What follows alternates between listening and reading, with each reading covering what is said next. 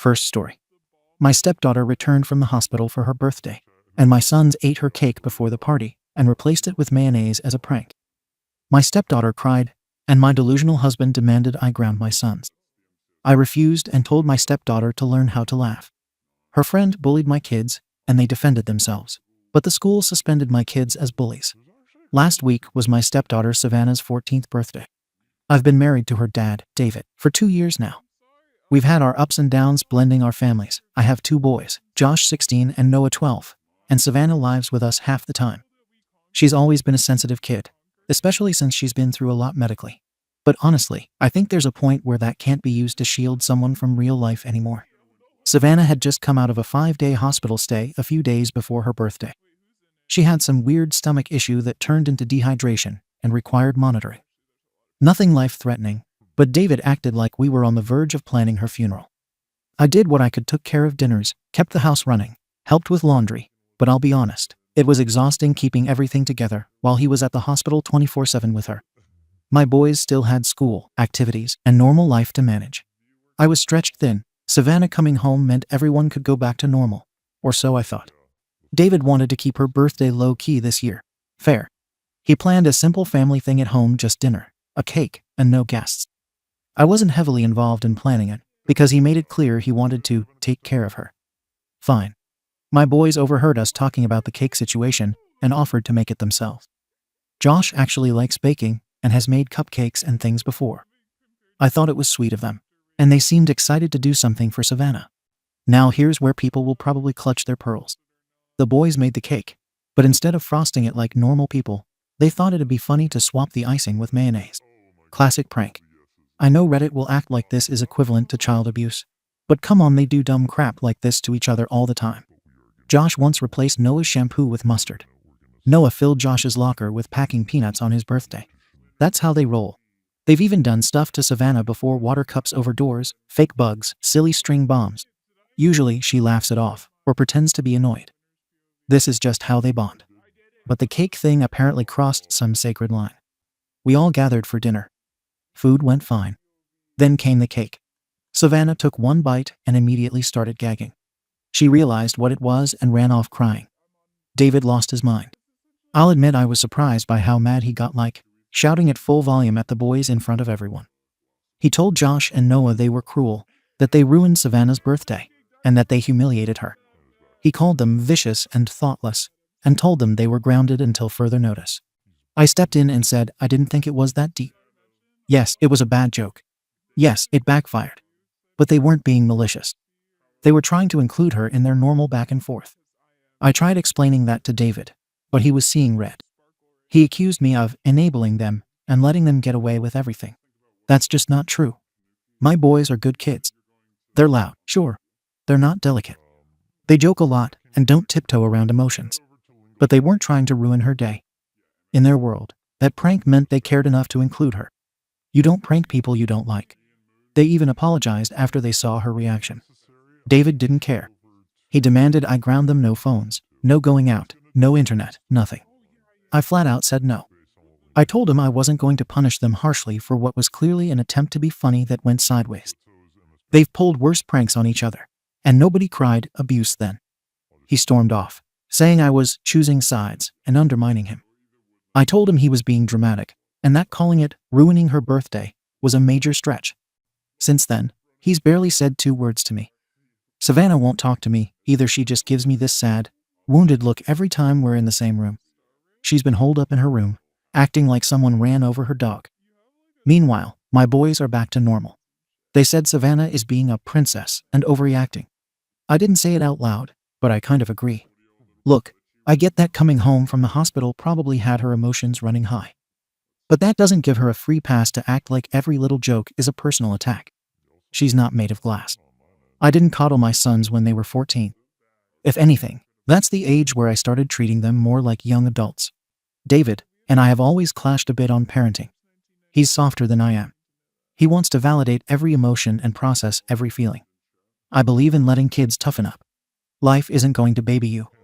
If Savannah can't handle a dumb prank cake, what's she going to do when someone actually tries to hurt her in real life?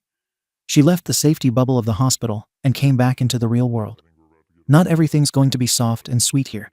She needs to learn to chill the hell out. It's not like the boys gave her food she was allergic to or put something toxic in the cake. It was mayo. Gross, yes. Harmful. No. Embarrassing, sure, but we're family.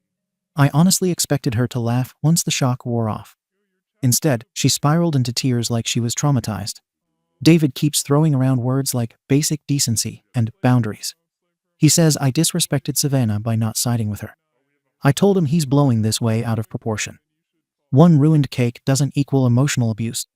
And frankly, she should be grateful someone even made her a cake after all the stress we've had lately. Between her hospital stay, the disruption to our routine, and the boys having to tiptoe around her for weeks, I think she can survive one joke that didn't land. So yeah, I told David he was exaggerating. And I stand by that. He looked me dead in the face and said, "They ruined her birthday." No, they didn't ruin it. A ruined birthday would be nobody showing up, forgetting it entirely, or people actually being cruel. This? A bad joke. That's it. She got a cake. She got a song. She got attention. She even got gifts. My boys misjudged the moment, not the same as ruining the day. But now David's acting like this is the final straw. He's barely talking to me. Keeps saying he's disappointed in how I handled it. That I'm showing Savannah she doesn't matter in this house. That's rich. The last month has revolved around her. Her hospital stay turned everything upside down. I had to juggle schedules, cancel things for my boys, and stay up late prepping meals so David wouldn't have to leave her side. And I didn't complain once. I supported him. I supported her. I held the house down. Meanwhile, Josh missed a football scrimmage. Noah skipped a birthday party. I let all that slide because she was in the hospital and needed support. But now she's fine. Back to normal. So excuse me for not continuing to treat her like she's wrapped in tissue paper. The silent treatment isn't just coming from David. Savannah hasn't spoken a word to the boys or me since the cake. She eats in her room. She doesn't even say hi anymore. David says I need to make the boys apologize again, but they already did that. What he wants is a forced apology wrapped in guilt. And I'm not going to drag them into that. They didn't commit a crime. They goofed. They said sorry. And we move on. I'm also not grounding them, despite David pushing for it again. He actually sat me down 2 nights ago and said, if you won't hold them accountable, maybe you shouldn't be involved in Savannah's life at all. That pissed me off. I've put in time with her rides to school, helping with homework, covering for him when he had to work late. I don't treat her differently from my boys in terms of house rules. But he clearly wants me to treat her with special gloves just because she got sick. That's not happening. He says she's traumatized and that the boys bullied her. I shut that down fast. Bullying is repeated, targeted abuse. This was a one-time prank that flopped. He's trying to turn this into something it's not, and I won't play into that narrative. Savannah didn't cry because she was bullied. She cried because someone dared mess with her perfect little birthday after a tough month. I get it. But reacting like the world ended, that's not how we deal with minor embarrassment in this house. Josh told me the other day, I don't even want to try with her anymore. That hit me.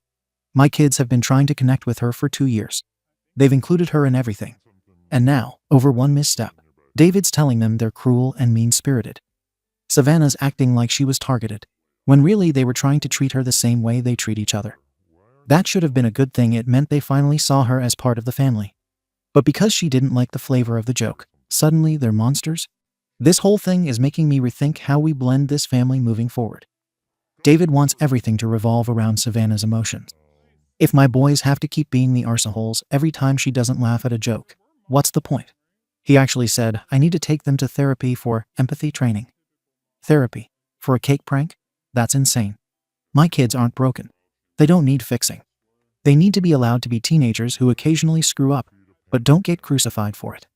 Now the whole house is tense. David sleeps in the guest room. Savannah barely comes out. He told me, until you discipline your sons, we're done talking. So be it. I won't punish kids for not handling Savannah like she's made of glass. Savannah's mom found out and is now involved. She texted David, saying she wants Savannah to spend more time at her place because this house clearly isn't safe. I rolled my eyes so hard it hurt. David's letting her call the shots now. Wants to give her extended custody until things cool down. Cool down from what? Mayo on a damn cake? This is spiraling because David can't draw the line between actual cruelty and teenage stupidity. And because Savannah's allowed to dictate the mood of the entire household. If she's not happy, everyone walks on eggshells. Not in my house.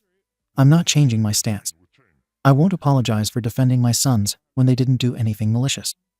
I won't pretend Savannah was traumatized by mayonnaise. And I won't let David turn this into some morality crusade. So Reddit Ada for telling him he exaggerated and refusing to punish my boys over a prank cake. Comments. Comment 1. Unless there was a second cake with actual icing, that's seriously not a prank. It's just being an arsehole. And I don't even like cake. I don't know how you can type all this and not realize how mean-spirited it sounds. You admit the girl had just gotten out of the hospital. That alone should have told your sons and you that maybe this wasn't the time to screw around. And then to do it with the birthday cake on her day. Jesus. A prank has a punchline, not a breakdown. A prank is funny for everyone, not just the people pulling it. This was just public embarrassment dressed up as brotherly love. And where was the real cake? Did they even have one lined up afterward? Or was the plan just to humiliate her and call it a bonding moment? Also, let's be honest here, you don't like this girl. It bleeds through every sentence. You were more upset that your sons got scolded than that your stepdaughter cried on her birthday. That says enough. YTA. Big time. Comment 2. Info. Were you always this cold? Or did it come with the stepmom title? Not gonna lie, this post made me a little nauseous. There's such a casual cruelty in the way you talk about Savannah like she's an inconvenience to be managed. Not once do you actually feel for her. All you do is defend your boys who, let's be honest, acted like brats and throw digs at your husband and stepdaughter like it's some kind of turf war. You say, she got a cake, she got gifts, like that excuses what happened. Imagine being 14, fresh out of the hospital, excited to be home only to bite into your birthday cake and get a mouthful of mayo while everyone's watching. Do you even hear how humiliating that is? And that whole, she should be grateful bit? Gross. You made it very clear you were keeping score during her hospital stay. No judgment needed. You don't need Ada, you need a mirror. Comment 3. YTA. You're teaching your boys abuse is okay if they say it's out of love. You're raising sons who think hurting someone is fine as long as they think it's funny or worse, loving. That's how emotional abuse gets normalized. You're giving them a script. It's just a joke. She's too sensitive. She needs to toughen up. You think that script ends with birthday cake? It doesn't. You say, this is how they bond. But Savannah's never had a say in that. That's not bonding. That's bullying with a laugh track. And your reaction minimizing it, blaming her for not chilling out, just tells them they're always right. That empathy is optional. Also, your husband was right, she was humiliated. She cried. People don't cry when they're having a good time. You don't get to decide how someone else reacts to being mocked. And stop acting like the boys love her is a shield. Abuse wrapped in love is still abuse. YTA. Own it. Update. It's been a few weeks, and things have only gone downhill. I wasn't planning to update, but a few commenters asked how things turned out. Here we are. The short version. Savannah hasn't said a single word to me or the boys since the cake. Not one. She treats the boys like they don't exist and me like I'm radioactive. At first, I figured it would pass. She's been sensitive before, and David's always been quick to take her side. But this time it stuck. She told David she didn't feel safe in the house anymore. He didn't push back. Instead, he told me no discussion, just a statement that Savannah would be staying at her mom's for a while so she could heal without pressure. I laughed at the phrasing. He didn't. Her mom then threw her another birthday. A second one. With a real cake, decorations, friends from school, and the whole 9 yards. She even posted pictures on social media with some dramatic caption about celebrating survival and joy in a house filled with love. I was not invited. Obviously. David went. He didn't even tell me he was going until the morning of. That's when we had the fight. I won't sugarcoat it, it got ugly. I told him flat out he was being manipulated. That Savannah knows how to twist everything in her favor. That his ex is loving this chaos and feeding the idea that my boys are monsters. He accused me of hating his daughter. I told him that was BS. I was the one who took care of her when she had the flu last year and who rearranged my schedule to make sure she got to her therapy appointments when he couldn't. I even had a real cake the night of her birthday, a backup just in case the prank went south. But the boys were upset when she cried and stormed off. And they asked if they could just eat the cake because she obviously didn't want anything from them. I said yes. I wasn't about to force them to keep celebrating someone who acted like they tried to poison her. That confession about the cake was apparently unforgivable. David looked at me like I'd kicked a dog. He kept saying, "You had a real cake? And you didn't bring it out?" Over and over. I told him, "Yeah, I did." But at that point, what was the point? Savannah had already turned the moment into a crying scene. No one was in the mood for cake anymore. Honestly, I think that made him more furious than the prank itself. A few days later, the school called. Josh got suspended for pulling a prank on another student during lunch. I guess they swapped someone's food. But in today's world, everything's bullying. David saw it as proof that my boys are out of control. I see it as boys being boys. They weren't violent. They didn't target anyone repeatedly. But again, David jumped straight to, "They're learning to hurt people and think it's funny." No, they're learning what boundaries aren't allowed, even if I don't always agree with the new definition of bullying. Now here's where it gets messy. After the suspension, both boys came to me seriously upset and said they wanted to apologize to Savannah. I asked them why. Josh said, "Maybe she really didn't think it was funny. I thought she'd laugh." And Noah said, "Maybe we were too mean." I stopped them. I told them no. They didn't prank her to be cruel. They were trying to include her. You can't punish boys for showing love differently. That's how they express connection, through messing around and teasing. If I make them grovel for that, what message am I sending? That showing affection is dangerous. I've already lost one stepdaughter who thinks I'm a bad person. I'm not going to let my sons grow up believing they're heartless, because their version of love doesn't come with hugs and emotional breakdowns. And I hate how easily people, even in the comments, throw around the term abuse. These boys aren't abusive. They're just not soft. Savannah might see herself as the victim here, but she wasn't some target. If she felt out of place, I did everything I could to bring her in. I included her in holidays, asked for her input when decorating her room, and made sure she had space that was just hers. But that's the part no one seems to care about. Because the second something goes wrong, it's the evil stepmom trope. I didn't buy into that fantasy. I wanted to be someone she could count on. But if she's going to twist every situation to make herself the center of suffering, what's the point? David's been cold since the fight. Barely speaks to the boys. He talks to Savannah every night on the phone and pretends everything's fine. We both know it's not. The parenting divide has become a canyon, and honestly, I don't think either of us is willing to cross it anymore. And now, there's a new conversation on the table: full custody shift. Savannah's mom wants to reassess the visitation schedule. David's thinking about it. He hasn't said it outright, but I see it in the way he avoids family dinners now. In the way he only talks to me about bills or logistics. He's thinking about pulling her out of this house entirely. I don't want to lose my marriage. I don't want to be seen as the cold stepmom. But I also won't betray my sons. They're rough around the edges, sure. But they're not cruel. They didn't deserve this level of fallout for a prank gone wrong. And I refuse to raise them in a home where they're made to feel like bullies for not being fragile. If Savannah truly doesn't feel safe, I'm sorry she sees it that way. But I tried. I really did. And I won't rewrite what happened just to make her or David feel better about being overly dramatic. So yeah, that's where we're at. The house is cold.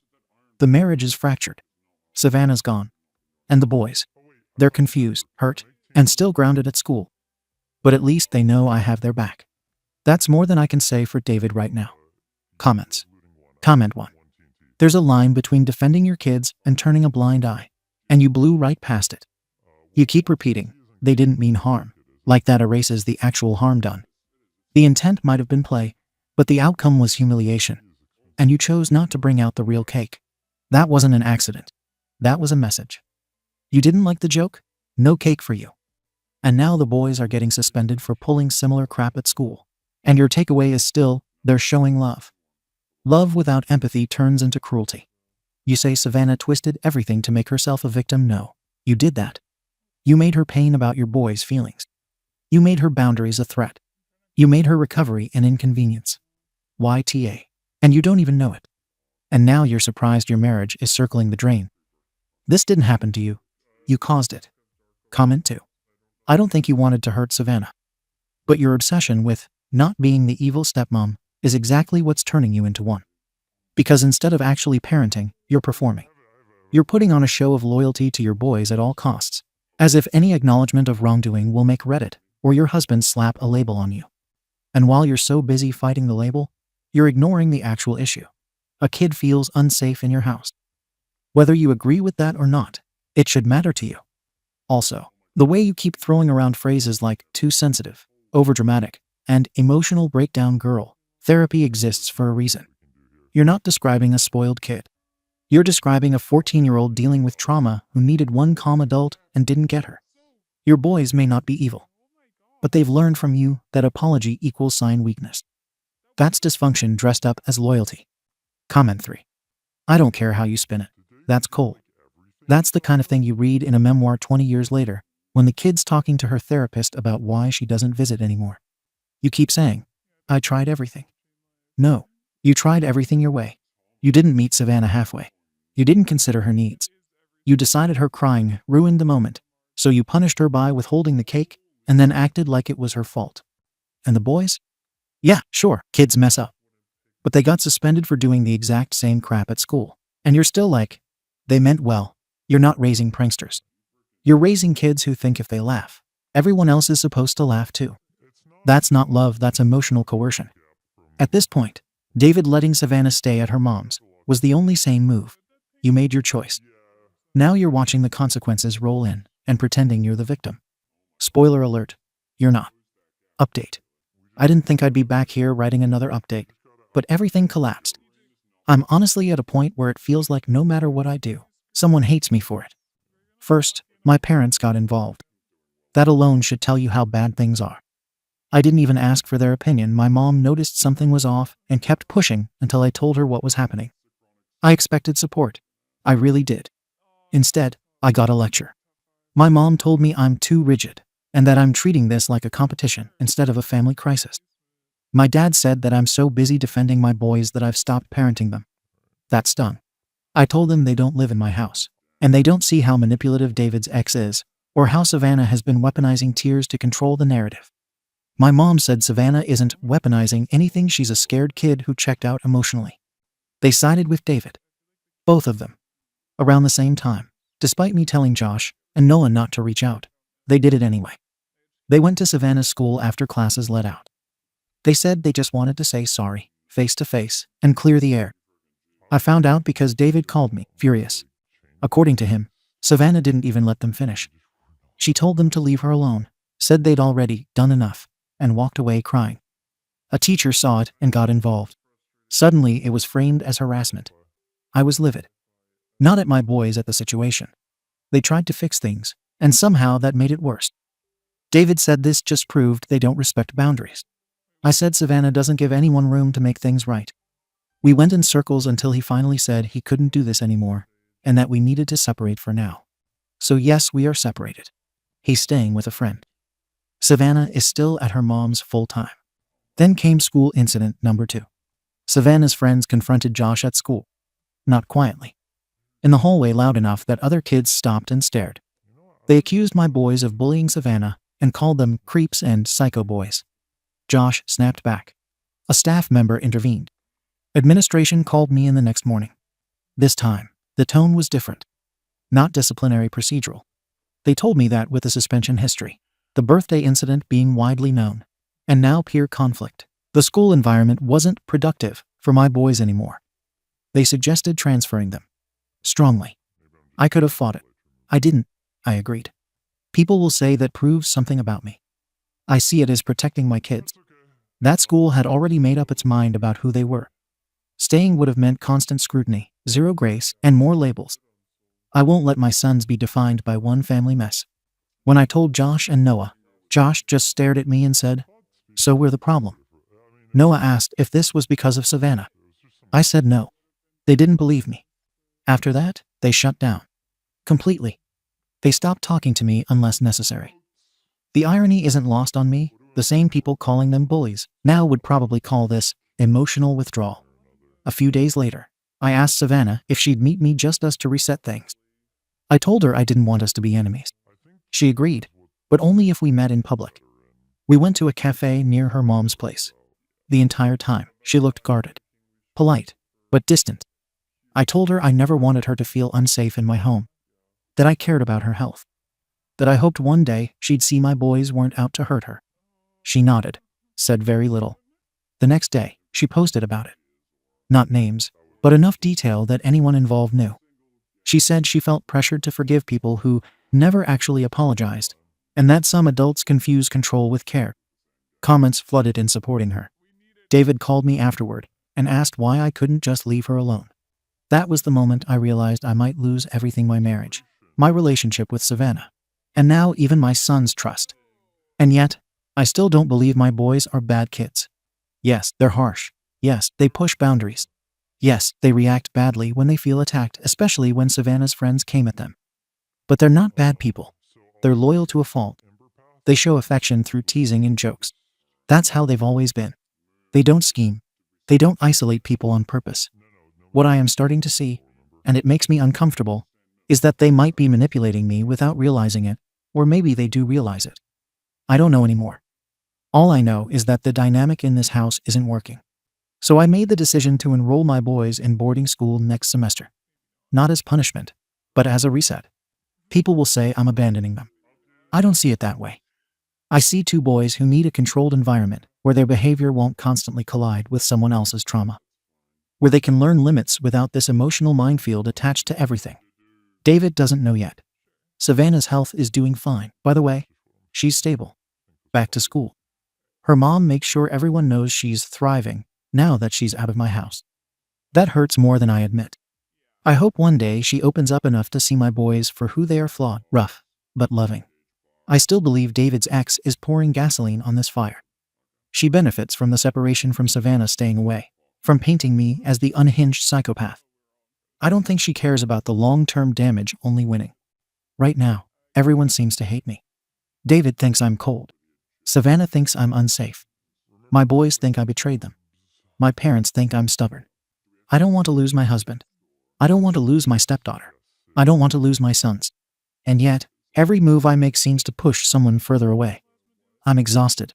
I'm scared. And I still don't understand how one stupid cake turned into this. I don't know what the right move is anymore, only that doing nothing wasn't an option. Comments. Comment 1. Honestly, this is one of the messiest Ada updates I've ever read because there's no anchor point. No one is grounded. Not Savannah. Not David. Definitely not your boys. And you. You're spiraling with your hands off the wheel, still pretending you're driving. You say your boys are loving, but they're also emotionally volatile and reactive. You still don't get that their form of affection isn't compatible with a girl who is fresh out of the hospital and has no shared history of roughhousing with them. You let them define what love looks like and punished Savannah for not accepting it. Also, boarding school. That's shipping the problem away, so you don't have to look at it anymore. You didn't fix anything. You just made it quiet. YTA. Still. And now your house is empty because you never built anything solid to begin with. Comment 2. Lady. It was never about the damn cake. This was about you needing everything in your house to fit your emotional logic. Roughhousing equals love. Tears equals drama. Silence equals manipulation. Your stepdaughter didn't play along. She became the enemy. Your husband tried to hold the line. You called it betrayal.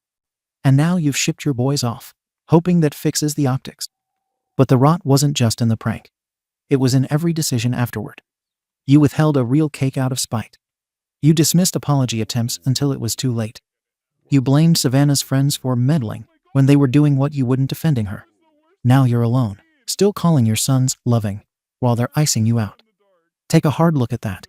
You didn't just fumble the ball, you lit the field on fire. Update. So here it is, the part where I'm supposed to cry and say I've learned my lesson. I haven't. Things blew up again, worse than before. And I'm no longer pretending to be the peacemaker. I'm protecting my boys now. And if that makes me the RC hole, then fine. Yes, I sent them to boarding school. I actually did it. I chose a structured, all-boys program with counseling support and strong academics. I hoped it would reset everything. David said nothing at first. Just silence. He told me, "It's your mess. You clean it." So I did what I thought was right. They were there for 3 weeks. 3 miserable weeks. I drove up twice. Both times, they looked wrecked. Josh lost weight. Noah barely spoke. The staff told me adjustment can be hard, but what I saw wasn't adjustment. It was trauma. The breaking point came when Josh asked me during a visit, "Do you actually believe we're bad people?" That gutted me. Because no, I don't. I've defended them endlessly because they're mine, and because they didn't act out of malice, they acted like kids. Maybe immature, maybe tone deaf, but not cruel. I pulled them out. I didn't ask permission. I didn't check with David. I brought them home and told them no one else gets to define their worth. Then I called Savannah's school. I asked politely if there was any record of an incident involving Josh and Noah going there after school to apologize. I wanted the actual facts. The vice principal gave me a vague summary, but when I asked for clarification, I was told, "That information is confidential." I said, "But it directly affected my children's education." They hung up on me. So I emailed. I wrote everything. That the apology was misinterpreted, that Savannah had already forgiven pranks in the past, and that this entire mess has been warped by adults who can't see past one narrative. No response. David found out. How? Savannah's mom. Because apparently she works at that district office part-time. She saw my email, printed it, took it straight to David. That night, he showed up and said, "You're done. I'm filing." So yes, he filed for divorce. We're officially separated. He's keeping the house. I moved in with a friend temporarily while I figure out something more stable for me and the boys. But I'm not broken. And I'm not sorry. In the weeks before he filed, I started keeping notes. Not because I wanted to build a case. I wanted the truth documented. Every silent refusal to respond. Every dramatic exit from a room. I wrote it all down. I needed to see the pattern. And it's there. Savannah never wanted to be part of this family. Not from day one. She never accepted my boys. And David let her stay that way. He never challenged her coldness. Never told her to engage. He made our home a bubble where everything tiptoed around her. I confronted his ex, too. I told her point blank, "You're poisoning your daughter against me, and you're not even subtle about it." She said, "I'm protecting her from a woman who let her eat mayonnaise on her birthday." I laughed. "You're not protecting her. You're turning her into a victim on purpose." She recorded it. David used it in court filings claiming I'm unstable, aggressive, and unfit. Fine. Go ahead. Spin it. Everyone's calling me the arsey hole anyway, so fine, I'll play the role. But let me be clear. I am not abusive. I never screamed at Savannah. I never hurt her. I gave her space, rides, and every opportunity to feel like she belonged. But the second she got uncomfortable, I became the enemy. People keep saying I should have taught my boys better. I disagree. You don't teach empathy by punishment. You teach it by modeling, by conversations. I've had so many talks with them. I've explained the impact of their actions. But I refuse to teach them that their instincts to joke, to include people, to not walk on eggshells are wrong. I will raise them my way. With strength. With accountability, not abuse. They know they can come to me when they screw up, and that I'll protect them. Not throw them under the bus to earn points with someone else's kid. The divorce is moving forward. Custody fights are coming. I'm documenting everything. I have no doubt Savannah's mom will try to make sure I never see that girl again, and honestly, at this point, maybe that's for the best. She doesn't want to be part of this family, and I'm tired of begging her to act like she does. But my boys, they're mine, and I won't apologize for protecting them. Not now. Not ever. Comments. Comment 1. Your sons are going to grow up either thinking the world owes them forgiveness for every misstep, or they're going to realize way too late that they never learned emotional accountability, and it'll hit them hard. And Savannah. She got stuck in the middle of all this because her dad married someone who could not stand being second in importance. You kept saying you tried to include her, but every story you tell is about how she failed to meet your standards. You didn't want her to feel safe. You wanted her to submit. Huge difference. And I can guarantee you're warping the boys' perception of this too. Calling Savannah overdramatic, calling her mom manipulative, and teaching them pranks mean love. You're basically writing their therapy bills in advance. This wasn't a failure of blending families. This was a refusal to even try. That's on you. Comment 2. Look, yeah, you're the arsehole obviously. But you're also the only person in this whole mess who finally said, "Screw it, I'm done pretending."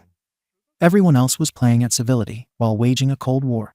You dropped the mask and lit the whole playset on fire. Do I agree with how you handled any of this? Not really. You overcorrected every time. You couldn't just let go of control. You took a dying marriage and weaponized every part of it. But you also stopped pretending to be the misunderstood stepmom and just owned being the arsehole. Honestly, it's refreshing. F it up, sure. But at least now the mask is off. Just don't be surprised when your sons grow up and realize their loyalty came at the cost of empathy. That's a hell of a price to pay for your pride. Second story. My friend's boyfriend wanted a traditional wife, while eyeing my friend's income. So I gave him a reality check, and my friend demanded that I apologize. Now I lost my friend and kept my backbone intact. I-25F was hanging out with some friends and their significant others last week. To make a long story short, my friend's boyfriend kept talking about how women no longer want to be traditional wives, and that's why many of them are single. I responded that in 2025 women don't feel like they need a man in order to provide the lives that they want for themselves. He kept going on about what women used to do and how they were all about taking care of their husbands and household without complaining. I let it go on for a while, but I got tired of hearing his rant and told him that he can't have a traditional wife when my friend goes 50/50ths on all the bills with him and works more hours than he does. I continued with, he isn't a traditional husband and can't provide for his household like he's supposed to so that my friend can stay home and do those traditional duties. I may have become the arsey hole when I told him that it sounds like he wants another mommy and not a wife. It became silent, and he told me that my way of thinking proved his point. The conversation pivoted elsewhere, and I thought that was it. But I got a message from my friend saying that her boyfriend was upset at me for what I said, and that I embarrassed him. He wants me to apologize, but I don't think that I should have to, seeing as though I was responding to his rant about traditional women. My friend said she doesn't think I'm wrong but doesn't think I'm right either, and I should have just let him talk because he had a few drinks. Ada? Comments. Comment 1. NTA. But the mommy comment was a miss. It allowed him to bypass the actual, important point, which is that if you want a traditional wife, you have to be able to financially provide for one. You said that, too. But he got to brush it off by focusing on the mommy insult. Make the winning point and stop. OP. I can see that. I think that I was a bit fed up with what he was saying. It's almost as if he wanted to get a reaction out of us, and unfortunately I fell for it. Comment 2. You are not an arsey hole, albeit you really seem invested in him, even though you're not in a relationship with him and never have to see him again. If he wants that type of woman and your friend wants that also, who cares? Let them be moronic adults. He can't handle his liquor, she can't handle him, and you can't handle solitude. Everyone just chill TF out. OP. Interesting. She's my friend, and she talks about her relationship to our friend group. I don't think it's a problem whatsoever that they split the bills, but I have a problem with his flawed thinking. Thanks nonetheless for your opinion, though. Comment 3. Cue him running to the red pill sites to say what an injustice he suffered. OP. He loves a good Andrew Tate video. Comment 4. Why are you friends with this man-child? It sounds like he exchanged his brain for a handful of Tootsie Rolls and got screwed by no takebacks. There are more thoughtful and less misogynistic fish in the sea, I promise. OP. TBH, he's not my friend. He unfortunately dates my friend. The guy is a douche, but we accept him for her. But that seems to be a done deal now. Comment 5. Where was your husband when all of this was being said? OP. I'm not married. My boyfriend was at work, which is actually funny to me when I think about this situation. Update. I called my friend to try and understand why her boyfriend was embarrassed and why she was trying to be Switzerland in the situation. She explained that I'm her friend, and although she doesn't disagree with what I said, she feels like she needs to have her man's back as well. I told her that she doesn't have my back by asking me to apologize to him and not standing up for me, or at the very least telling him that what he was saying was idiotic. We talked for about an hour, and I actually feel like it didn't get anywhere. I told her that I would not apologize and that he can't come around me anymore, and she was very upset with that statement. I feel like I lost a close friend, and that hurts a lot, but I will not be disrespected. Sorry this isn't some juicy stuff, but I wanted to update everyone on how the situation ended. Comments. Comment 1. NTA.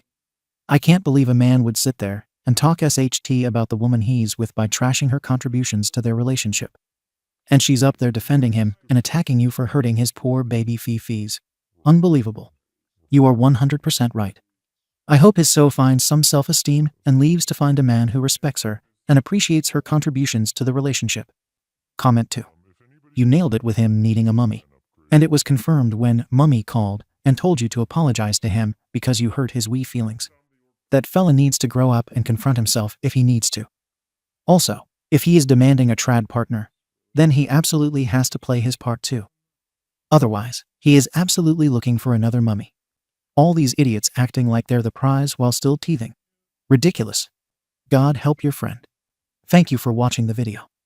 If you are interested in listening to these kinds of stories, We've got more in store for you. Simply subscribe to our channel, hit the like button, and share it with your friends.